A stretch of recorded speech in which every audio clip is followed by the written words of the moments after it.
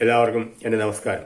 ഓം ശ്രീ ഗുരുഭ്യോ നമ, ഓം ശ്രീ ഋഷിഭ്യോ നമ, ഓം ശ്രീ പരമഋഷിഭ്യോ നമ, ഓം ശ്രീ പരാശക്തിയേ നമ.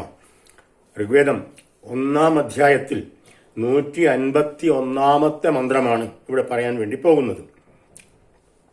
മന്ത്രം: ബ്രാഹ്മണാദിന്ദ്രരാധസ പിഭാസോമമൃത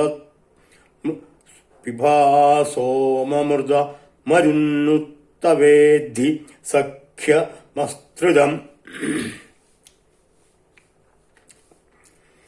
അന്വയം: ഹേ ഇന്ദ്ര ഹി തവ തൽ സഖ്യം അസ്തൃതം തസ്മാൽ ബ്രാഹ്മണാൽ രാധസ ഋതൂൻ അനു സോമം പിബ.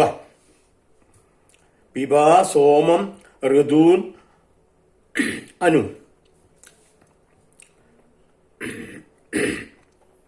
ഹി യാതൊരു കാരണത്താൽ, തവ ഇൽ അവിടുത്തെ സഖ്യം, അസ്തൃതം ഋതുഭേദം ബാധിക്കാത്ത, ബ്രാഹ്മണാൽ ബ്രാഹ്മണാച്ഛാംസിയെ സംബന്ധിച്ച് അഥർവേദ ഋത്തിക്കാണ് ബ്രാഹ്മണാച്ഛാംസി, രാധസ സമ്പുഷ്ടമായ സോമരസത്തോടുകൂടിയ പാത്രത്തിൽ ഋതൂൻ അനു സോമം പിബ, ഋതുദേവതകളോടൊത്ത് സോമം പാനം ചെയ്താലും.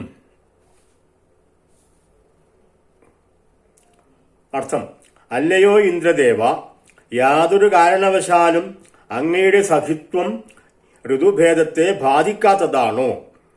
അങ്ങയുടെ സ്നേഹബന്ധം എപ്പോഴും ശാശ്വതമാണല്ലോ. ആയതിനാൽ സംശയലേശമന്യേ അങ്ങ് ഋതുക്കളോടൊത്ത്, ഋതുദേവതമാരോടൊത്ത് ഋത്വിക്കായ ബ്രാഹ്മണച്ഛാംസിയുടെ സമ്പുഷ്ടമായ പാത്രത്തിൽ നിന്ന് അതിൽ നിറഞ്ഞിരിക്കുന്നതായ സോമരസം നന്നായിട്ട് പാനം ചെയ്താലും.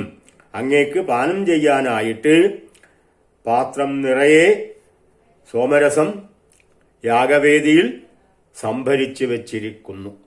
ഇതാണ് മന്ത്രത്തിന്റെ സാരം. ഈ രംഗം ഇവിടെ അവസാനിക്കുന്നു. വീണ്ടും കാണാം. നമസ്കാരം.